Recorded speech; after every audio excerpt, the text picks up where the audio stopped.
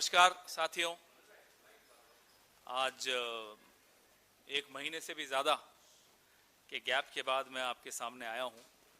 मुझे बहुत अच्छा लग रहा है आप सबके बीच में। एक महीना हमारी पार्टी के लिए, मेरे लिए व्यक्तिगत तौर पे बहुत संघर्षपूर्ण था। बहुत कुछ झेलना पड़ता है और सबके साथ होता है, क्योंकि ये लंबा संघर्ष का रास्ता है, परेशानियाँ आती हैं। लेकिन व्यक्तिगत परेशानियों को गिनाने का ये वक्त नहीं है। जिस दौर से हम लोग, हमारा देश, हमारा लोकतंत्र आज गुजर रहा है और जो एक भयानक खेल चल रहा है, पूरे लोकतंत्र को कैप्चर करने का, हाईजैक करने का, उस खेल को हमारे नेता राहुल गांधी जी, खड़गे साहब, वेणुगोपाल जी, प्रियंका जी, जयराम रमेश जी, तमाम नेता हमारे, हम सब बार बार आपके सामने लेकर आते हैं। और इसलिए नहीं लाते कि साहब कुछ राज्यों में हम जीते, कुछ राज्यों में हम हारे। लगातार ये सवाल भी आते हैं, उस पर भी जवाब दूंगा मैं आपको। 2024 में मुझे याद है, मैं और जयराम रमेश जी इसी मंच पर बैठे थे, हरियाणा का चुनाव का नतीजा आया था, तब भी हमने कुछ इंगित किया था। उसके बाद राहुल जी ने एक बहुत विस्तृत प्रेस वार्ता की हरियाणा के वोट चोरी के विषय में। कर्नाटका के अलंग, जहां 6015 वोट का हेरफेर कैसा हुआ था, वो आप सबके सामने रखा। महाराष्ट्र में 5 महीने के अंतराल में 40 लाख कैसे नए वोट इंसर्ट कर दिए गए, लिस्ट में डाल दिए गए, वो हमने आप सबके सामने रखा। ऐसे अनेक उदाहरण आपके सामने रखे। तो ये कोई पहली बार नहीं है कि हम लोग आपके सामने वोट चोरी की बात कर रहे हैं। एक वोटर लिस्ट के जो फ्रॉड से, उसके अलावा SIR की चाबुक और परिसीमन का चक्रव्यूह, ये 3 तरीकों से आप देख रहे हैं कि कैसे पूरी चुनावी प्रक्रिया को अपने कब्जे में लिया जा रहा है। ये इस देश में और हमारे जैसे लोकतंत्र के इतिहास में, अगल बगल के देशों का मैं नहीं उदाहरण लेना चाहता, मैं नहीं चाहता भारत की तुलना हमारे अड़ोस पड़ोस के देशों से करूं, लेकिन यह कहीं देखने को नहीं मिलता जहां भी एक परिपक्व और स्वस्थ लोकतंत्र है। हमारे देश में एक परिपक्व और स्वस्थ लोकतंत्र रहा है, उसमें इस तरह का 3 तरफा हमला, मुझे लगता है, हम सबको लगता है कि जो लोकसभा के परिणाम थे, जिसमें एक माइनॉरिटी सरकार चलाने पर नरेंद्र मोदी जी को विवश कर दिया, उसके बाद एक षड्यंत्र रचा गया कि कैसे चुनावी सिस्टम को पूरी तरह से ध्वस्त कर दिया जाए। ऐसा नहीं है कि हम इन 5 राज्यों के चुनावों के बाद ऐसी बात कर रहे हैं। जैसा कि मैंने आपको कहा, कई लोग कल से पूछ रहे हैं, अरे साहब केरला में तो आप नहीं बोलते वोट चोरी हुई है, SIR हुआ, तमिलनाडु में नहीं बोलते। तो साहब ध्यान से कान खोलकर आप लोग सब सुन लीजिए, आपके माध्यम से कह रहा हूं। कमल कहां खिलता है? कमल खिलाने से पहले पहले कीचड़ फैलाना पड़ता है। जहां जहां कीचड़ फैलाया, वहां वहां कमल खिला। अब तमिलनाडु में कीचड़ नहीं फैल पाया तो कमल नहीं खिल पाया, केरला में कीचड़ नहीं फैल पाया तो कमल नहीं खिल पाया। तो यह कह देना कि जहां कांग्रेस जीत जाती है या गठबंधन के साथी जीत जाते हैं, वहां तो आप नहीं कहते कि SIR की मार पड़ी या वोट चोरी के माध्यम से कुछ हुआ या ज्ञानादेश हुआ, ज्ञानेश क्या नाम है, ज्ञानादेश हो गया, वहां तो नहीं होता। तो कारण आपने सुन लिया, कमल के लिए कीचड़ आवश्यक है।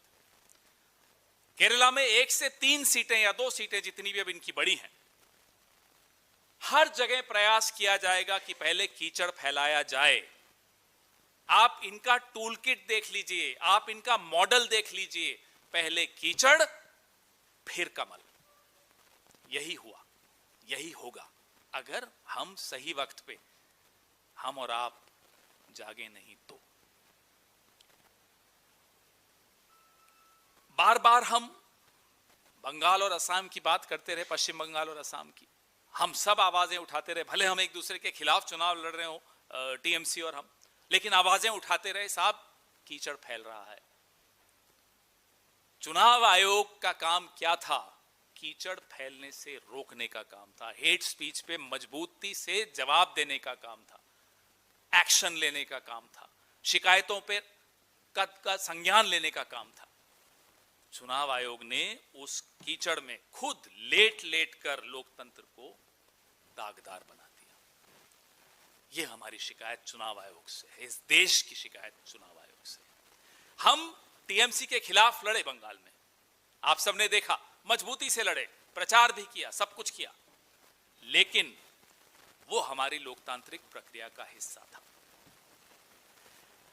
चुनाव नतीजों के बाद राहुल जी ने एक स्पष्ट नैतिक स्टैंड लिया, सिद्धांत पे अडिग रहकर एक स्टैंड लिया, बहुत सैद्धांतिक स्टैंड था कि 100 सीटों के लगभग पे ममता जी की पार्टी के साथ खेल हुआ, धांधली से हराया गया। यह मायने नहीं रखता कि हम उनके खिलाफ चुनाव लड़ेंगे, यह मायने नहीं रखता कि हमने चुनाव प्रचार में एक दूसरे के खिलाफ खुलकर छींटाकशी की। मायने यह रखता है कि जब चुनाव के नतीजे आते हैं तो वो नतीजों का नुकसान अगर हमारे प्रतिद्वंदी को भी होता है, धांधली का प्रभाव से होता है, तो उस पर हम आवाज उठाएंगे। मैं बधाई देता हूं अपने नेता को कि उन्होंने इतना सैद्धांतिक स्टैंड, सैद्धांतिक एक बात इस दौर में कही जहां सिद्धांतों की राजनीति का ऐसा लगता है कि समाप्त ही हो चुकी है। 30 लाख के करीब जीते जागते असली मतदाताओं को वोट के अधिकार से वंचित किया गया। 91 लाख तो गायब हुए, 28 लाख को मताधिकार नहीं दिया, बोले कि अभी आपका डिस्प्यूटेड है, देखते हैं क्या है।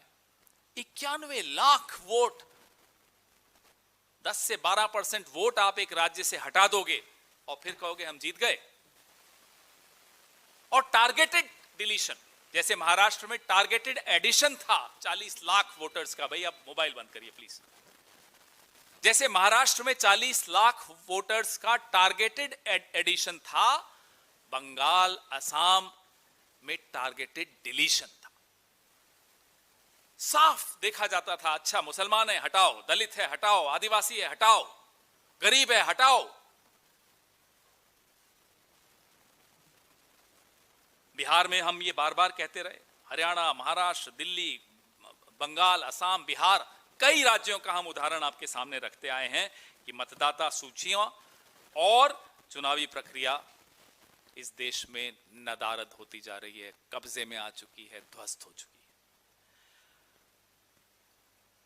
है। एक लोकतंत्र का चौकीदार ज्ञानेश गुप्ता, लोकतंत्र के चौकीदार ने चोरों के साथ मिलकर अपने ही कंधे पर इनको बैठाकर विधानसभा में लेकर जा रहा है। आपके सामने हो रहा है, हमारे सामने हो रहा है। ये इतिहास का एक काला अध्याय है, ये धब्बा है हमारे लोकतंत्र के इतिहास में कि चौकीदार खुद चोर को अपने कंधे पर बैठाकर विधानसभा के अंदर दाखिल करवा रहा है।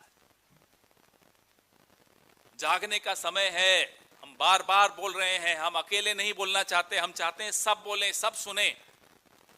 हमारे आपके वोट चोरी हो रहे हैं, 3 तरीकों से हो रहे हैं। राहुल जी ने पूरा आपको बताया था एक प्रेस कॉन्फ्रेंस में, मुझे याद है कल मैं देख रहा था कि बीजेपी की आईटी सेल एक नैरेटिव बनाकर, मुझे लगता है कि कोई और नया हिरन आया होगा, पुराना हिरन है या नहीं मुझे नहीं मालूम, मीडिया में बांटा जाता है, मीडिया उसको दोहरा रही है।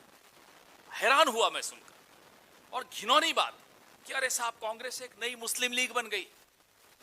अरे शर्म करो साहब। आप कहते हो, अभी मैं शुभेंदु अधिकारी को सुन रहा था कि हमें मुसलमान के वोट की जरूरत नहीं है। कई लोग कह चुके हैं, हमारे असम के दोस्त भी कहते हैं हमें मुसलमानों की जरूरत नहीं है। आपको मुसलमानों की जरूरत नहीं है, मुसलमान देखता है कि और कौन कौन सी पार्टी लड़ रही है साहब। चलो बीजेपी को तो हमारी जरूरत है नहीं, बदरुद्दीन अजमल की पार्टी लड़ रही है, ओवैसी साहब की पार्टी लड़ रही है, और एक राष्ट्रीय स्तर की सेक्युलर पार्टी लड़ रही है। मुसलमान ने बीजेपी को मना किया, ठुकराया, बीजेपी ने भी मुसलमान को ठुकराया। मुसलमान ने बीजेपी की तरह की जो तथाकथित मुस्लिम पार्टीज हैं उनको भी ठुकराया। किसको वोट दिया? एक सेक्युलर पार्टी को वोट दिया। आपको उसमें भी शिकायत है। क्यों शिकायत है साहब? आप वोट को भी रंगीन क्यों बना रहे हैं कि साहब ये केसरिया रंग का वोट है, ये हरे रंग का वोट है, ये नीले रंग का वोट है? क्या है ये? 664 विधायक कांग्रेस के, उसमें 78% हिंदू और 12% मुसलमान, लगभग यही आबादी का प्रोपोर्शन है। मैंने ये देखा 78% हिंदू विधायक, 12% मुस्लिम। बोलने में शर्म आती है मुझे, इस तरह की बात इस दौर में हमें करनी पड़ रही है 21वीं शताब्दी में। मुझे याद है यूपी का चुनाव हुआ पिछला, कुछ सीटों का आंकड़ा आया, हमारे साथी बैठे हैं, इन्होंने निकाला, साहब यहां तो 65% मुस्लिम आबादी है, बीजेपी जीत गई। बीजेपी वाले आए टीवी पर बन ठन के मेकअप करके, बोले साहब देखो मुसलमानों ने भी हमें वोट दे दिया। जहां आपको वोट मिलता है मुसलमानों का, वहां आप खुशी खुशी इठलाते हुए आते हो, साहब मुसलमानों ने हमें वोट दे दिया। जहां आप खुद कहते हो हमें मुसलमानों का वोट नहीं चाहिए, वहां आप कहते हो देखो देखो कांग्रेस को वोट दे दिया मुसलमानों ने। ये संविधान की भाषा है क्या? इस तरह की राजनीतिक संस्कृति बाबा साहब अंबेडकर के संविधान में उसकी अनुमति है क्या? हम गलत कहते हैं जब हम कहते हैं कि ये संविधान बदलने को आतुर हैं, ये इंतजार कर रहे हैं कब ये संविधान बदल सके? क्या राहुल गांधी जब अपने हाथ में वो लाल किताब, वो लाल संविधान रखते हैं और बार बार दोहराते हैं, बार बार याद दिलाते हैं कि इनकी असली मंशा यही है, ये इनके इन कथनों में, इनकी इन टिप्पणियों में आपको नहीं समझ में आता? आबादी के हिसाब से कांग्रेस पार्टी ने आज से नहीं, पिछले 140 सालों के इतिहास में आबादी के हिसाब से सबको प्रतिनिधित्व दिया है। यही असली लोकतंत्र है, यही असली सेक्युलरिज्म है, यही असली नारा उन्होंने हमसे चुराया होगा, लेकिन असली सबका साथ सबका विकास यह है। शुभेंदु अधिकारी की कल की आप टिप्पणी सुन लीजिएगा। आप टारगेटेड तौर पे जहर उगलते हुए एक कौम के खिलाफ और उनके प्रतिनिधित्व को सीमित करने की कोशिश करते हो, जो आसाम में हुआ परिसीमन के दौरान, और फिर कहते हो कि देखो मुसलमान उनको वोट दे रहे हैं। खंजर आप चलाओ और मुसलमान उफ भी ना बोले, ये तो हम नहीं होने देंगे। बात मुसलमान की नहीं है, बात दलितों की भी है, बात आदिवासियों की भी है, बात मजलूमों की है, गरीबों की है, बात महिलाओं की है, बात उन तमाम कमजोर तबकों की है जिनको आप जानबूझकर और कमजोर करना चाहते हो। हम उन्हें कमजोर नहीं होने देंगे, वो हिंदू हो या मुसलमान हो, ईसाई हो या पारसी हो, दलित हो या आदिवासी हो, बुद्धिस्ट हो, कोई हो, हम नहीं होने देंगे कमजोर। 140 साल का हमारा इतिहास है, हम कमजोरों के साथ खड़े हैं। उनका धर्म नहीं देखते, उनकी जाति नहीं देखते, हम खड़े रहेंगे उनके साथ और हमें गर्व है इस बात का। बंगाल में हिंसा का एक दौर शुरू हुआ है जब से नतीजे आए हैं, उसे रोकने की जगह दिल्ली से उन्हें भड़काने का काम हो रहा और कोई उसके बारे में बात नहीं कर रहा। रोज डिबेट्स हो रही हैं, बड़ी बड़ी बातें कर रहे हैं, साहब इनका एग्जिट पोल ठीक हुआ, उनका गलत हुआ, ये हिंदू पार्टी हो गई, वो मुसलमान पार्टी हो गई। शर्म करिए साहब, हो क्या रहा है बंगाल में? ये ऑफिसेस जलाए जा रहे हैं प्रतिद्वंदियों के, लोगों को मारा जा रहा है, डीजे बजा बजा के अश्लील गाने चलाए जा रहे हैं, दुकानें तोड़ी जा रही हैं। ये लोकतंत्र है? कोई जीतती है पार्टी, हम तो बचपन से देखते आए, कांग्रेस जीतती है साहब, हम जाते थे, जुलूस निकालते थे, खुश होते थे, नारे अच्छे लगाते थे, बीजेपी के खिलाफ नारे लगाना बंद कर देते जिस दिन हम जीत जाते थे। हम अपनी पार्टी की जिंदाबाद करते थे, हिंसा तो नहीं करते थे। ये जीत की खुशी नहीं है, ये कुछ और है, ये गुंडागर्दी है, ये दादागिरी है, ये लोगों को डराने का तरीका है। डराने की क्या जरूरत है? अब तो आपको संविधान की शपथ लेनी है, उससे पहले आप ये क्या माहौल बना रहे हो? 12 साल हो गए प्रधानमंत्री जी, आप अपने पद के अनुरूप आचरण करिए, रोकिए इस हिंसा को। बंगाल आपकी तरफ देख रहा है, पता नहीं क्यों देख रहा है, हम तो देख देख कर परेशान हो गए, थक गए। आपने कभी उस तरह का आचरण नहीं किया। एक और आंकड़ा बड़ा महत्वपूर्ण है, आप भी देखिएगा, आप में से कुछ लोग रिसर्च करते रहते हैं। जिन मतदाताओं को बंगाल में वोट के अधिकार से वंचित रखा गया, उन सीटों पर जीत का मार्जिन एसआईआर डिलीशन के नंबर से कम है। सब कुछ आपके सामने है, दूध का दूध, पानी का पानी, ब्लैक एंड व्हाइट। हम उम्मीद करते हैं कि माननीय सर्वोच्च न्यायालय भी इसका संज्ञान लेगा और मतदाताओं को उनके अधिकार फिर से देकर, हमें लगता है कि उन सीटों पर फिर से पुनर्मतदान होना चाहिए। मार्जिन्स आपके सामने है. The number of people you deprived from the process of voting in Bengal. Look at the margins of victory on those seats. The margins of victory on those seats are less than the number of people you've deleted from the voters list. And those people are still waiting for their right to vote to be restored, and we hope and pray that the Honorable Supreme Court takes so much cognizance of this and restores their right to vote. बात सर्वोच्च न्यायालय की मैं इसलिए बार बार और मन में पूरी श्रद्धा के साथ हम लोग करते हैं. मेरा निजी मामला हो, आपका मामला हो, किसी का भी मामला हो, लोकतंत्र को बचाने में हमेशा सर्वोच्च न्यायालय की एक बहुत बहुत महत्वपूर्ण भूमिका रही है. अत्याचार करने वाला, दमन करने वाला कितना ही बड़ा हो, 200-250 पुलिस भेज दे, कुछ कर दे, सर्वोच्च न्यायालय आंख बंद करके बाबा साहब अंबेडकर के संविधान का स्मरण करके हमेशा निर्णय लेता. और बाबा साहब अंबेडकर साहब के संविधान के सामने ये तमाम ताकतें बौनी हैं. आपके सवाल.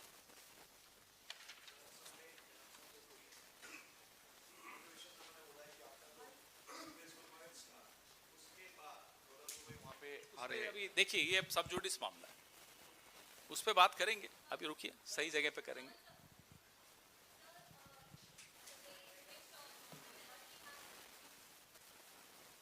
The way in which Mamata Banerjee has refused to let it go, she has said that I am not going to resign from the post of the chief minister. Do you agree with the stand which TMC she has Do taken? you agree with the fact that the victory margins on seats where the deletion margins were high? Just compare the two margins. Would you agree that 100 plus seats were completely robbed, stolen from TMC? First answer me, give me the answer to this question. Is this the right way to conduct elections? Is this the right way to do SIR exercise? Sir Pawan sir Pawan sir इधर से sir पवन sir. हाँ सिद्धार्थ, जिसके हाथ में mic है उसको, जिसकी लाठी उसका भैंस. पवन सर, एक क्वेश्चन. दो लोगों के पास लाठी सर है. असम के लोग हैं शायद. अल्फाबेटिकली देख लेते हैं. सर मेरा सवाल आपसे ये है कि आप लोगों को नहीं लगता कि आप लोगों ने एकजुट होने में, जो आज आप एकजुटता दिखा रहे हैं, ये देर करी चुनाव से पहले. संजय राउत भी कह रहे हैं ममता बनर्जी को राहुल गांधी से पहले बात कर लेनी चाहिए थी, तब ये चीजें. अब देखिए वो चुनाव बात के नतीजे होते. दूसरा सवाल मेरा पहला ये है कि आप लोगों की कहीं ये इस रीड करने में गलती रही, क्योंकि SIR की बात पहले आप उठाते हैं, प्रेस कॉन्फ्रेंस करते हैं, उसके बाद फिर दोबारा बात नहीं होती है. राहुल गांधी भी प्रेस कॉन्फ्रेंस नहीं करते हैं. दूसरा सवाल ये है कि जब DMK को छोड़ के आप लोगों ने, या अभी TVK को आपने जब समर्थन दिया है, तो DMK की तरफ से और कई और लोगों की तरफ से ये कहा जा रहा है कि एक ये बैक स्टैबिंग जो है अलायंस के अंदर कांग्रेस ने DMK के साथ की. मैं आपको पहले दूसरे सवाल का जवाब देता हूं, पहला फिर भूल जाऊंगा तो फिर पूछ लेना. दिसंबर 2013, याद करिए, आप में से काफी लोग उस वक्त भी पत्रकार थे, कुछ नौजवान हैं, कुछ मेरे जैसे हैं. दिसंबर 2013 में DMK ने खुद स्वतः एक प्रेस कॉन्फ्रेंस करके निर्णय लिया कि वो अकेले लोकसभा चुनाव लड़ेंगे. उनका लोकतांत्रिक हक था, उन्होंने किया. तब आपने पूछा क्या उनसे? ये बैकस्टैबिंग है. इसको बैकस्टैबिंग नहीं कह सकते. दो पार्टियां हैं, मिलके चुनाव लड़ी. ऑब्जेक्टिव क्या है? मकसद क्या है? मकसद है कि कीचड़ नहीं फैलना चाहिए, और कीचड़ को फैलने से रोकने के लिए अगर हम लाइक माइंडेड पार्टीज मिलकर सरकार बना रही हैं तो उसमें क्या आपत्ति है? मैंने आपको 2013 दिसंबर का उदाहरण दिया. 2014 में लोकसभा चुनाव हुए, नतीजे देखिए तमिलनाडु. पहला क्वेश्चन आपका था कि सही वक्त पे बात होनी चाहिए थी. SIR को लेकर एक प्रेस कॉन्फ्रेंस हुई राहुल जी की, आप गलत कह रहे हैं. SIR को लेकर पूरी की पूरी यात्रा हुई बिहार में. SIR को हमने कभी अबैंडन नहीं किया. हमने हर चुनाव में SIR का मुद्दा उठाया. कांग्रेस पार्टी ने SIR का मुद्दा शायद सबसे पहले और सबसे मुखर आवाज में उठाया और उठाते रहे. पवन सर, मैं आसाम से एक रिलेटेड क्वेश्चन है. रिजल्ट से पहले हिमांशु विश्व शर्मा ने बोला, आपके बारे में बोला था, अगर सरकार BJP का अगर हो गया आसाम में और CM वो बन गए, तो आपको जेल में तो डालेंगे ही, और मरते दम तक आपको आसाम के जेल में रहना तो पड़ेगा। अब अभी इसमें रिजल्ट ये एक कानून के सामने है सब कुछ, कोर्ट में है ये सब कुछ, तो उस पे मैं टिप्पणी करूं ये न्याय संगत नहीं होगा।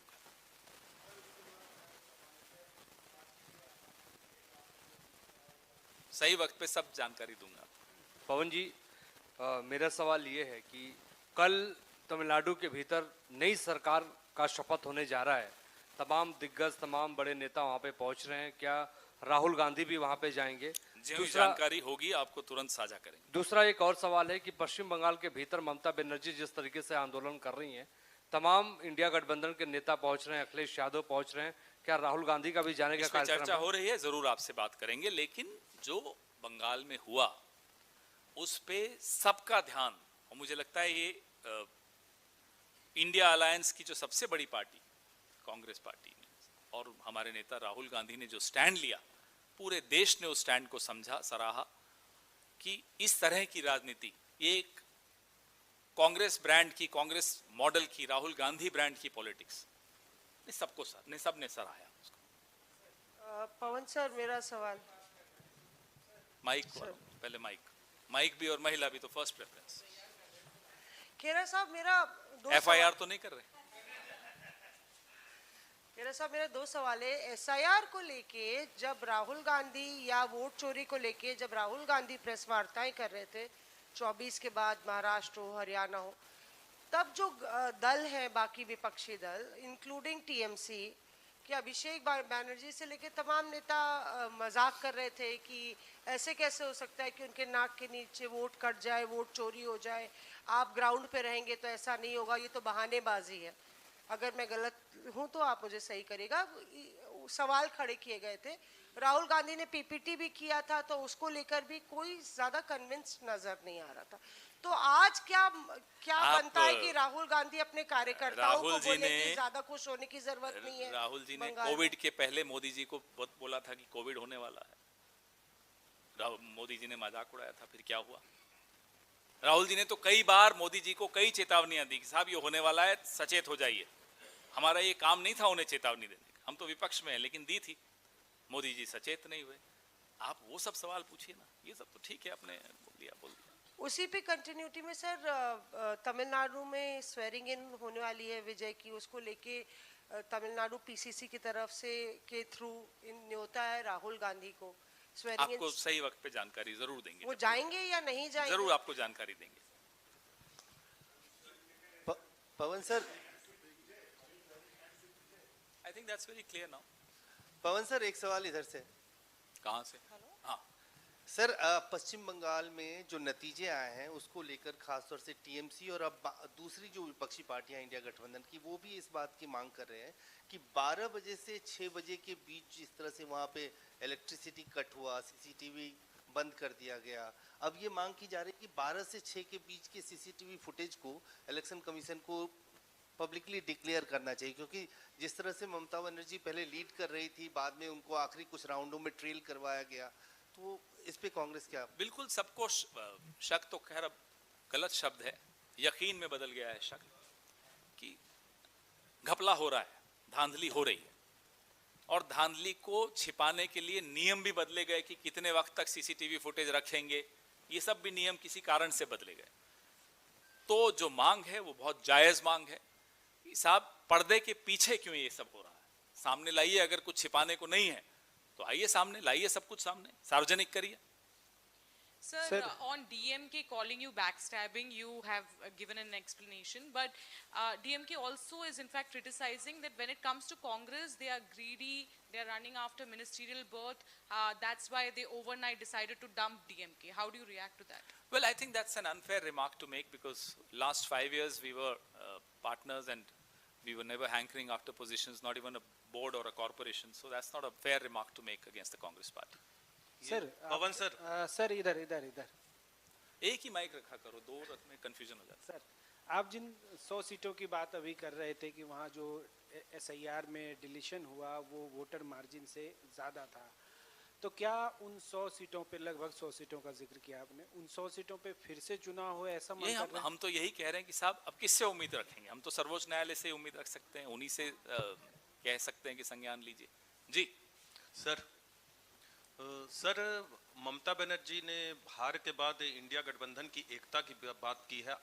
लोकसभा में भी आप लोग का गठबंधन नहीं हो पाया था। आपको लगता है कि अगर पहले से इंडिया गठबंधन एकजुट होकर बंगाल में चुनाव मैदान में उतरता तो नतीजे अलग होते? क्या राजनीति एक मिनट, क्या ये सबक आप लोग उत्तर प्रदेश में लेंगे? दूसरा ये कि राष्ट्रपति ट्रंप ने प्रधानमंत्री मोदी को बंगाल की जीत की बधाई दी है, कैसे कांग्रेस देखती? राजनीति एक ऐसा विषय है जहां हारने के बाद भी सबक लिया जाता है और जीतने के बाद भी सबक लिया जाता है। तो सिर्फ हारने वाले को सबक लेना हो ये सही नहीं है, जीतने वाले को उससे ज्यादा सबक लेने पड़ते हैं। अब मुझे लगता है इससे ज्यादा बोलना उचित नहीं है। पवन सर, रही बात ट्रंप साहब ने बधाई दी है तो मोदी जी तो बड़े खुश हो गए होंगे, आज एक रोटी एक्स्ट्रा खाएंगे और तो क्या ही खाएंगे। पवन सर, हमने देखा कि राहुल गांधी जो है उन्होंने भी मांग की थी कि जो वीडियोस है वो दी जाए विपक्ष को। अब दोबारा से पश्चिम बंगाल के मतगणना के बाद ये मांग उठ रही है, लेकिन अभी तक मिली नहीं है। आगे क्या रणनीति होगी विपक्ष की? क्या हम सड़कों पे देखेंगे? बिल्कुल देखेंगे, आप सड़कों पर भी देखेंगे। हम आवाज उठा ही रहे हैं इसीलिए, और राहुल जी ने शायद सबसे आगे बढ़कर सबसे पहले नेता देश के जिन्होंने इस तरह का ट्वीट किया। आप में से किसी को शायद उम्मीद भी नहीं थी कि इस तरह का स्टैंड कांग्रेस पार्टी लेगी, लेकिन अब आप समझ लीजिए यही है कांग्रेस, असली कांग्रेस यही होती है। तो जाहिर सी बात है हम आवाज उठा ही इसलिए रहे हैं कि जितना हो सके भरसक प्रयास किया जाएगा चुनाव को कैप्चर होने से बचाने के लिए। पवन जी, जिस स्टैंड की आप बात कर रहे हैं, ममता बनर्जी ने भी एक स्टैंड लिया है। वो कह रही है कि मैं इस्तीफा नहीं दूंगी क्योंकि ये कब्जा करके वो सरकार बनाई है बीजेपी ने। तो क्या ये जो ममता बनर्जी का स्टैंड है इस पर भी कांग्रेस पार्टी भी कायम है? ये दीज आर अनप्रेसिडेंटेड टाइम्स। इस दौर का इतिहास में भी कहीं उल्लेख नहीं है। कई चीजें पहली बार हो रही हैं, इस तरह की विस्तृत चोरी पहली बार हो रही है, तो इसका जवाब भी अलग अलग तरह से आएगा, वो भी पहली बार आ रहा है। तो हम सब देख रहे हैं, हम और आप इतिहास के गवाह बन रहे हैं। कल आने वाली पीढ़ी को आप गवाही देंगे कि हां वोट चोरी हुई, हां सरकार चोरी हुई, और आप यह भी बताएंगे कि उस चोरी का जवाब फला ने ऐसे दिया, किसी और ने कैसे दिया। जवाब भी देखिए और चोरी भी देखिए, फिर आप खुद तोलिए क्या ये जवाब उचित है या नहीं है।